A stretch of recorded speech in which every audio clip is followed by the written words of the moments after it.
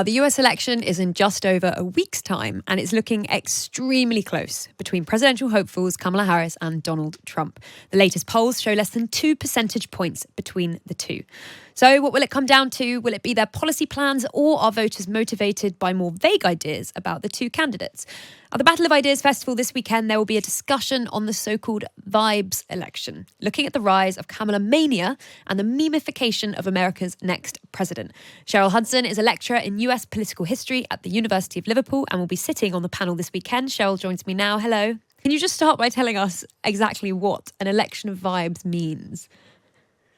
Well, I think vibes represents a way that the political class, the politicians are trying to engage with the electorate. Vibes are, they're a cultural phenomenon. They are kind of an emotional language, I guess, which encourages voters to feel things rather than to engage rationally or to develop they want them to develop an emotional attachment to a candidate rather than to kind of reason through the best political responses to the problems that the country faces. Now, Kamala kind of embraced this vibe thing when her candidacy was launched, and it seemed to work, at least temporarily. So the Brat Summer, Charlie XCX kind of vibe on social media. There's also Kamala's kind of wine mum vibe, which is quite appealing to some people. But I think really what boosted Kamala at the beginning was a massive kind of vibe of relief that Biden had left the race, because there are a lot of Democrats who were feeling quite desperate that this man was going to be their candidate. But since then, Kamala, like Biden in 2020, has actually avoided the media a lot. She was heavily scripted when she did make appearances. But she's realised that isn't really working. It's not engaging. She has to make kind of more of an effort, particularly the fact that she wasn't very popular or successful as a vice president. And she's seen by many people as a kind of cipher, for the party or for corporate donors. Vibes does suggest that there is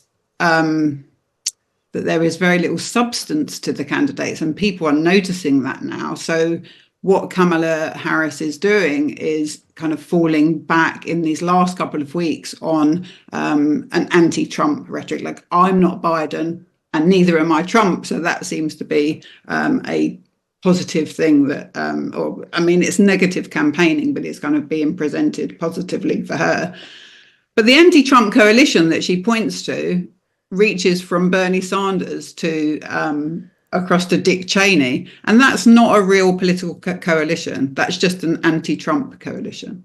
Yeah, I guess this is the question I kind of was thinking while you were speaking, which is the extent to which this just fills a total political vacuum by way of their, policy platforms. People constantly saying they'd like to know a bit more about what Harris is for. Clearly, Harris's campaign wagering that is not in their interests at this time, and really seeking to extend that vibes period, as you say, from the summer.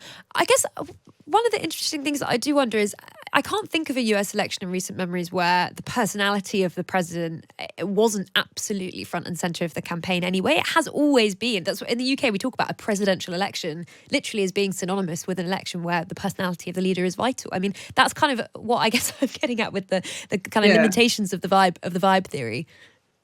Yes, well, the personality of the president as the political leader is definitely important, and it has been for a long time. And you think back to the Kennedy debate with Nixon in 1960. So that was like his ability to use the media, his kind of physical attractiveness, his communication skills, all of those things. But more important is Americans tend to vote for presidents that they feel are like them, that they can kind of see themselves reflected in, that kind of face the same kind of issues or problems. And so the politicians have started to, in this kind of hyper media world, they've started to perform as an ordinary person. It becomes like a performative thing that I'll look at, George Bush would be like the rancher on the Texas dude ranch. And then just yesterday, Trump was in McDonald's serving hamburgers. I mean, I don't know if it was staged. I mean, everyone's saying it's staged as if that's a gotcha. Of course it was staged. Yeah. You know, this is the whole thing that they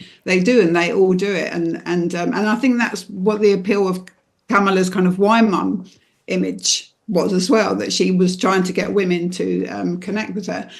But at bottom, it does reflect a real kind of disconnect between the electorate and the political class. And it does suggest an emptiness or a void in that relationship. So you've got much lower voter turnout. You've got much lower voter identifications with the political parties.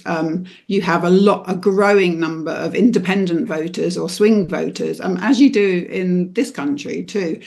And so political elites are kind of withdrawing from the national electorates. They're hiding. So, you know, in 2020, Biden did hide in his basement, right? He did not campaign. And Kamala has tried to do the same thing, because if you expose yourself, you might make an error, you might make a mistake. So, you know, maybe it's safer to stay in. But as she began to lose ground to Trump in the polls, she's had to come out and do a bunch of media appearances.